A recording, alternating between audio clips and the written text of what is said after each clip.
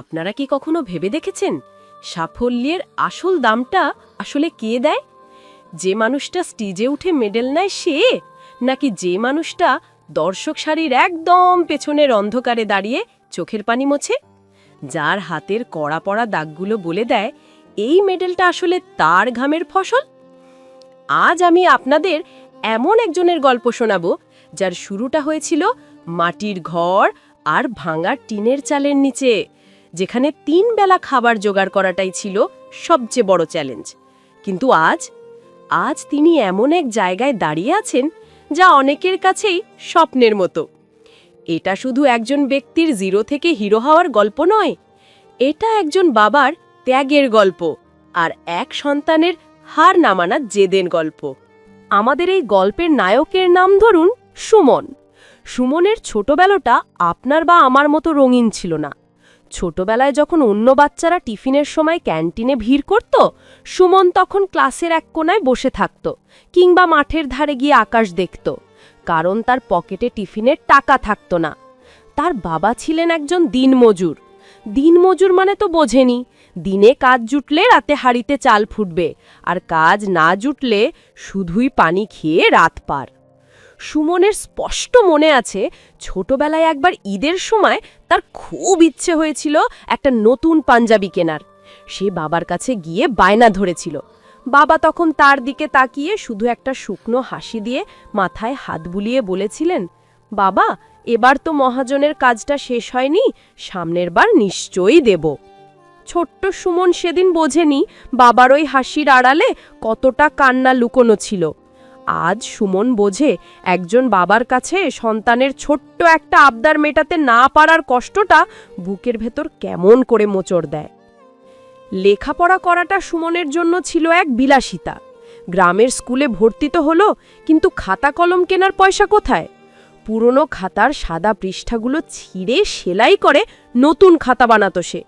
Pencil ছোট হতে হতে যখন আঙুলে ধরা যেত না, তখন কলমের খাপের মাথায় লাগিয়ে সেটা দিয়ে লিখত। তাদের বাড়িতে বিদ্যুৎ ছিল না, হারিকেনের তেল কেনার পয়সাও সবসময় থাকতো না। তাই দিনের আলো থাকতেই পড়া শেষ করতে হতো, অথবা জ্যোৎস্না রাতে উঠোনে বসে চাঁদের আলোয় সে পড়ত। আপনারা হয়তো ইউটিউবে বা ফেসবুকে প্রায়ই দেখেন রিক্সা চালকের ছেলে জজ হলেন বা কৃষকের ছেলে বিশ্বজয়। এই টাইটেলের ভিডিওগুলো আমাদের খুব আবেগপ্রবণ করে তোলে, তাই না? আমরা থাম্বনেল দেখে ক্লিক করি, 2 মিনিট দেখি আর ভাবি, বাহ, কি দারুণ সাফল্য। কিন্তু আমরা শুধু শেষের চকচকে সাফল্যটা দেখি। আমরা দেখি না সেই সাফল্যের পেছনের হাজারো নির্ঘুম রাত, পেটে ক্ষুধা নিয়ে বইয়ের পাতায় মুখ গুজে থাকা আর অপমানে নত হয়ে আসা মুখগুলো। সুমনের জীবনেও এমন হাজারো রাত ছিল যা কোনো ক্যামেরায় রেকর্ড করা হয়নি। স্কুলে যাওয়ার সময় সুমনের পায়ে ভালো কোনো জুতো থাকতো না। তপ্ত দুপুরে পিচ ঢালা রাস্তা দিয়ে খালি পায়ে হাঁটতে হাঁটতে তার পায়ে ফোসকা পড়ে যেত, তবুও সে থামেনি। ক্লাসের স্যাররা মাঝে মাঝে তাকে বকা দিতেন, কারণ তার ড্রেস অপরিষ্কার থাকত। কিন্তু তারা জানতেন না সুমনের একটাই স্কুল ড্রেস, যেটা রাতে ধুয়ে দিলে শুকোনোর আগ পর্যন্ত তাকে ঘরে বসে থাকতে হতো। সাবান কেনার টাকা বাঁচাতে সে শুধু পানি দিয়েই কাপড় ধুত। একবার খুব ঝড় বৃষ্টির রাত, ঘরে এক মুঠো চাল নেই। সুমনের বাবা ভিজে চুপচুপে হয়ে কাজ থেকে ফিরলেন, কিন্তু হাতে কোনো বাজার নেই। মহাজন সেদিন কাজের টাকা দেয়নি, বলেছিল পরে দেবে। সুমন দেখল তার মা নিজের ভাগের সামান্য শুকনা মুড়িটুকু সুমনের পাতে তুলে দিয়ে বললেন, আমার পেট ভরা, তুই খা। সুমন সেদিন বুঝেছিল মা আসলে অসুস্থ নন, মা আসলে ক্ষুধার্ত, কিন্তু সন্তানের জন্য তিনি পৃথিবীর সবচেয়ে সুন্দর মিথ্যাটা বলছেন। সেই রাতে সুমন প্রতিজ্ঞা করেছিল, এই অভাবের চাকা তাকে ঘোরাতেই হবে। সে ঠিক করল, যত কষ্টই হোক সে বড় হবে, মানুষের মতো মানুষ হবে। এসএসসি পরীক্ষার আগে ফর্ম ফিল আপের টাকা জোগাড় হচ্ছিল না। সুমন ভেবেছিল হয়তো এখানেই তার পড়াশোনার রীতি। সে মনে মনে ঠিক করে ফেলেছিল বাবার সাথে সেও দিনমজুরের কাজ করবে। কিন্তু তার বাবা সেটা হতে দেননি। বাবা তার শেষ সম্বল একটা ছোট বাছুর বিক্রি করে দিলেন। সুমন কেঁদে ফেলেছিল। বাবা বলেছিলেন, আমার জীবন তো গেল মাটি কাটতে কাটতে, তুই বড় হ, তুই বড় সাহেব হবি, তখন আমার আর কষ্ট থাকবে না। সেই যে বাবার চোখের দিকে তাকালো সুমন, তারপর থেকে সে আর পেছনে তাকায়নি। কলেজে ভর্তি হলো শহরে। গ্রাম থেকে শহরে আসা একটা ছেলের জন্য জীবনটা মোটেও সহজ ছিল না।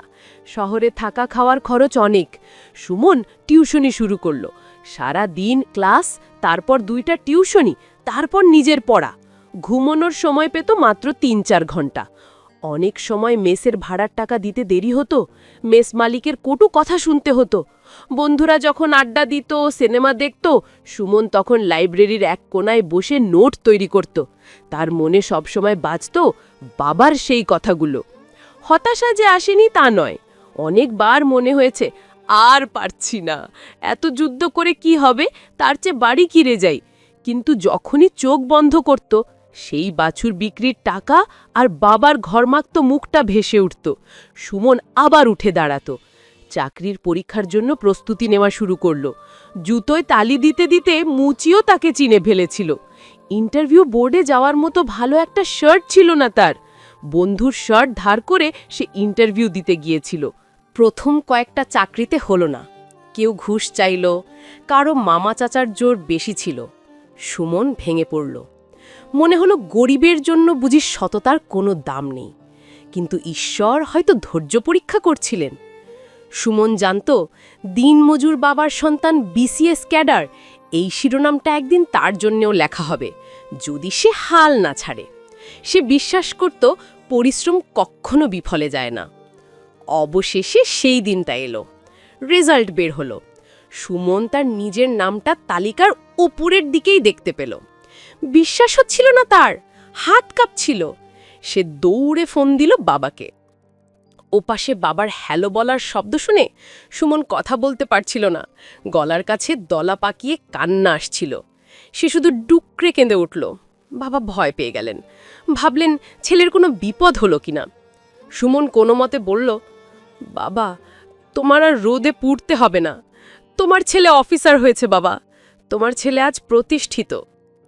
ফোনের ওপাশে তখন পিন পতন নীরবতা। তারপর একটা দীর্ঘশ্বাসের শব্দ। বাবা কাঁদছিলেন। সেই কান্না কোনো কষ্টের নয়, সেই কান্না বিজয়ের। যে বাবা একদিন ছেলের পাঞ্জাবির আবদার মেটাতে পারেননি, আজ সেই বাবার ছেলে তাকে পুরো পৃথিবী কিনে দেওয়ার সামর্থ্য রাখে। সুমন যখন গ্রামে ফিরল, তখন পুরো গ্রাম ভেঙে পড়ল তাকে দেখার জন্য। যারা একদিন বলেছিল দিনমজুরের ছেলে আবার অফিসার হবে কি করে, আকাশ কুসুম কল্পনা, তারাই আজ ফুলের মালা নিয়ে দাঁড়িয়ে আছে। সুমন গাড়ি থেকে নেমে সোজা গিয়ে তার বাবার পায়ে হাত দিয়ে সালাম করল।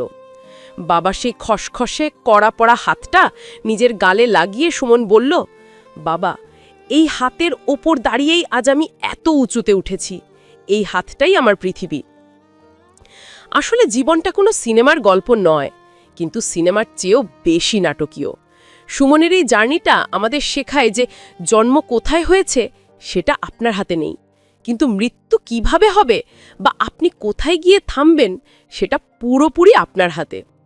অজুহাত তো সবাই দিতে পারে, বাবার টাকা নেই, সুযোগ নেই, মামা চাচার জোর নেই, কিন্তু সুমনের মতো ছেলেরা প্রমাণ করে দেয় যার জেদ আছে তার কাছে সব বাধা হার মানতে বাধ্য। আজ সুমন প্রতিষ্ঠিত। সে তার বাবা মাকে শহরে নিয়ে এসেছে। এসি রুমে নরম বিছানায় শুয়ে তার বাবা যখন ঘুমান, সুমন তখনও মাঝে মাঝে বাবার পায়ের দিকে তাকিয়ে থাকে। সেই ফাটা পাগুলো এখন আর নেই। চিকিৎসার পর এখন অনেক ভালো, কিন্তু সেই দিনগুলোর স্মৃতি সুমনের মনে গেঁথে আছে। সে এখন গ্রামের গরিব ছাত্রদের সাহায্য করে, যাতে টাকার অভাবে আর কোনো সুমনের স্বপ্ন ঝরে না পড়ে। গল্পটা শুনতে খুব সহজ মনে হলো, তাই না? মনে হলো যেন চোখের পলকেই সব হয়ে গেল। কিন্তু এই দীর্ঘ 15-20 বছরের প্রতিটা দিন, প্রতিটা মুহূর্ত ছিল এক একটা যুদ্ধের মতো। না খেয়ে থাকা, অপমান সহ্য করা আর অনিশ্চয়তার মধ্যে বেঁচে থাকা, এটা চারটিখানি কথা নয়। যারা এই আগুনের ভেতর দিয়ে যায় তারাই খাঁটি সোনা হয়ে বের হয়। সুমন এখন বোঝে প্রতিষ্ঠিত হওয়া মানে শুধু টাকা কামানো বা বড় গাড়ি বাড়ি করা নয়। প্রতিষ্ঠিত হওয়া মানে হলো সেই মানুষগুলোর মুখে হাসি ফোটানো যারা আপনার জন্য নিজেদের জীবন উৎসর্গ করে দিয়েছে। আপনার জীবনেও হয়তো অনেক সমস্যা আছে, হয়তো ভাবছেন আর পারছেন না, চারদিক থেকে অন্ধকার ঘিরে ধরেছে। কিন্তু একবার সুমনের কথা ভাবুন, একবার আপনার বাবা মায়ের মুখের দিকে তাকান। তারা আপনার দিকে তাকিয়ে যে স্বপ্নটা দেখছে, সেটা কি আপনি মিথ্যে হতে দেবেন? নিশ্চয়ই না। উঠে দাঁড়ান, পরিশ্রম করুন। কে কি বলল তাতে কান দেবেন না। লোকে তো বলবেই, কিন্তু করে দেখাতে হবে আপনাকেই। মনে রাখবেন, সূর্য যখন ওঠে তখন সে একাই অন্ধকার দূর করে। আপনিও আপনার পরিবারের সেই সূর্যটা হতে পারেন। আজকের এই গল্পটা শুধু সুমনের নয়, এটা হয়তো আপনারও গল্প হতে পারে। আপনার ভেতরও লুকিয়ে আছে এক অদম্য শক্তি, শুধু প্রয়োজন সেটাকে জাগিয়ে তোলার। হাল ছাড়বেন না বন্ধু, কারণ রাত যত গভীর হয় ভোর তত কাছে আসে। বন্ধুরা, আজকের এই গল্পটি যদি আপনার হৃদয়ে একটুও নাড়া দিয়ে থাকে, যদি মনে হয় যে হ্যাঁ আমিও পারব, তাহলে এই ভিডিওটি সার্থক। জীবনে চড়াই উতরাই থাকবেই, কিন্তু হার মানা যাবে না। আপনার বাবা মা আপনার দিকে তাকিয়ে আছে, তাদের মুখে হাসি ফোটানোর দায়িত্ব আপনারই। ভিডিওটি ভালো লাগলে অবশ্যই একটি লাইক দেবেন, কারণ আপনার একটি লাইক এই গল্পটি আরও হাজারো মানুষের কাছে পৌঁছে দিতে সাহায্য করবে। আর এরকম আরও অনুপ্রেরণামূলক এবং জীবন বদলে দেওয়া গল্প শুনতে আমাদের চ্যানেলটি সাবস্ক্রাইব করে পাশে থাকবেন। মনে রাখবেন, আমাদের চ্যানেলের নাম। আপনার প্রতিটি লাইক আর সাবস্ক্রাইব আমাদের নতুন করে গল্প বলার উৎসাহ যোগায়। দেখা হবে পরের ভিডিওতে। ততক্ষণ পর্যন্ত ভালো থাকুন আর নিজের স্বপ্নের পথে এগিয়ে যান। ধন্যবাদ।